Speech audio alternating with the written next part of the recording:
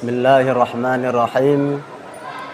Assalamualaikum warahmatullahi wabarakatuh.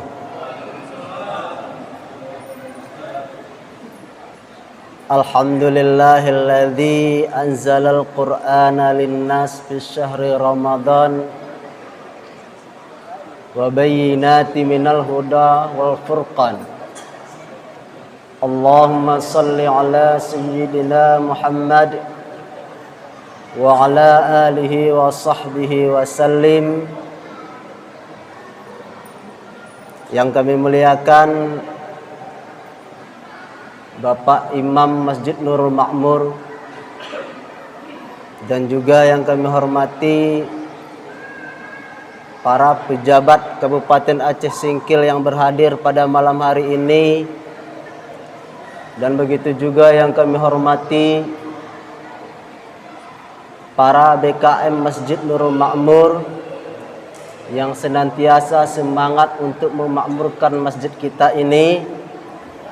Begitu juga yang kami hormati Bapak, Ibu, saudara-saudari jamaah salat Isya yang insyaallah akan kita lanjutkan dengan jamaah salat tarawih nantinya.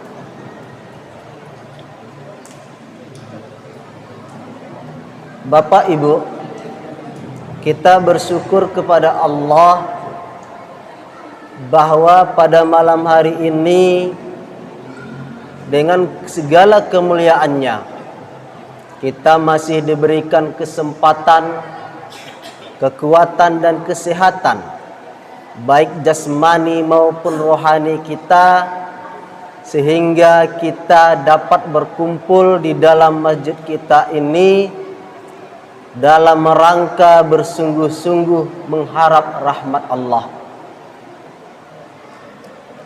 Jemaah sekalian, kita ketahui bersama bahwa malam ini kita telah masuk kepada malam ke-25 Ramadan, bertepatan di malam Jumat.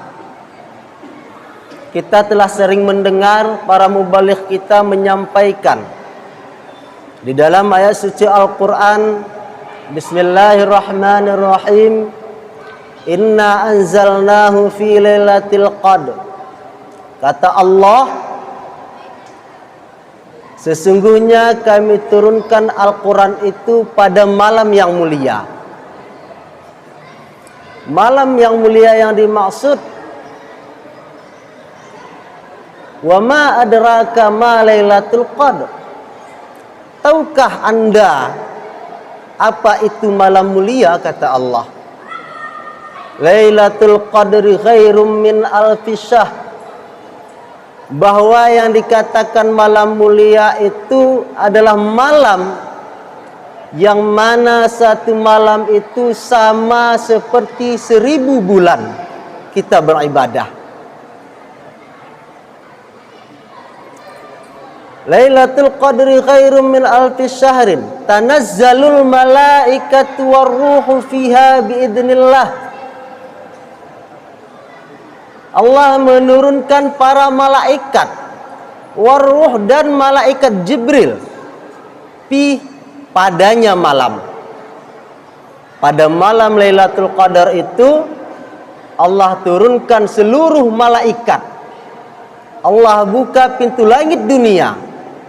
Karena pada malam Ramadan inilah Allah Ta'ala turunkan Al-Quran dari Lauhul Mahfuz ke langit dunia hanya dengan satu kali kesemuaannya. Barulah dari langit dunia Allah Ta'ala turunkan kepada baginda Muhammad sallallahu alaihi wasallam beransur-ansur sesuai dengan asbabun nuzulnya. Bapak Ibu, kita sebagai umat Islam mungkin berharap dan sangat berharap bahwa kita bisa mendapatkan malam Lailatul Qadar yang Allah Ta'ala berikan kelebihan pada malamnya. Makanya para ulama berpendapat, ada yang mengatakan Lailatul Qadar itu malam ke-14 Ramadan, ada 17 dan selanjutnya. Namun mereka bersepakat bahwa Lailatul Qadar itu terjadi pada malam ganjil setengah akhir daripada Ramadan. Namun menurut firasat beliau, para ulama, apabila ada malam Jumat jatuh pada malam ganjil akhir Ramadan, kemungkinan besar disitulah jatuhnya malam Lailatul Qadar.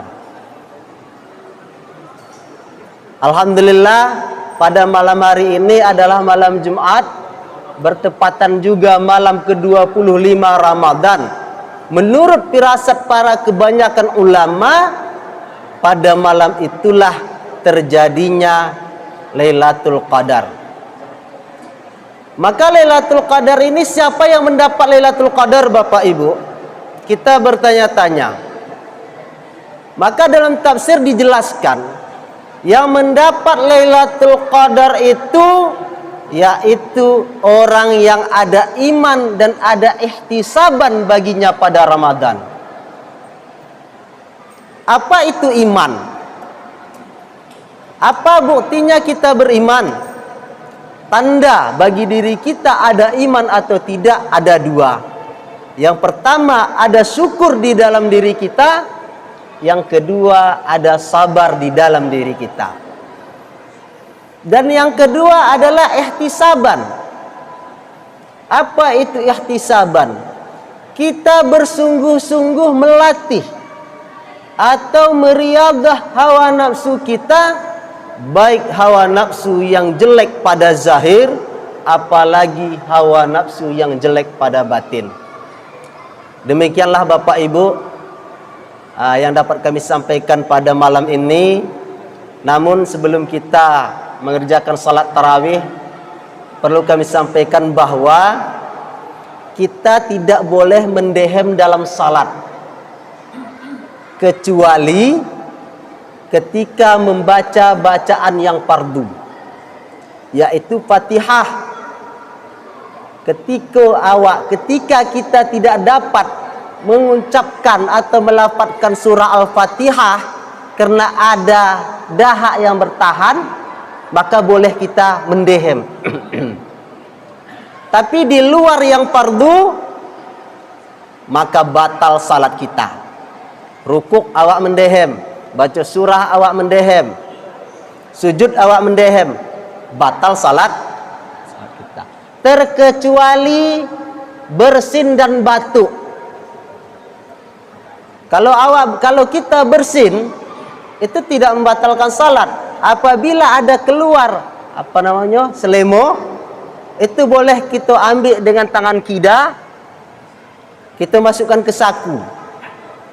Kalau adukian kita bawa elap tangan, letak di saku, ketika keluar ingus kita, ambil itu elap tangan, ambil ingus kita, masukkan ke saku dari sebelah kiri. Begitu juga batuk.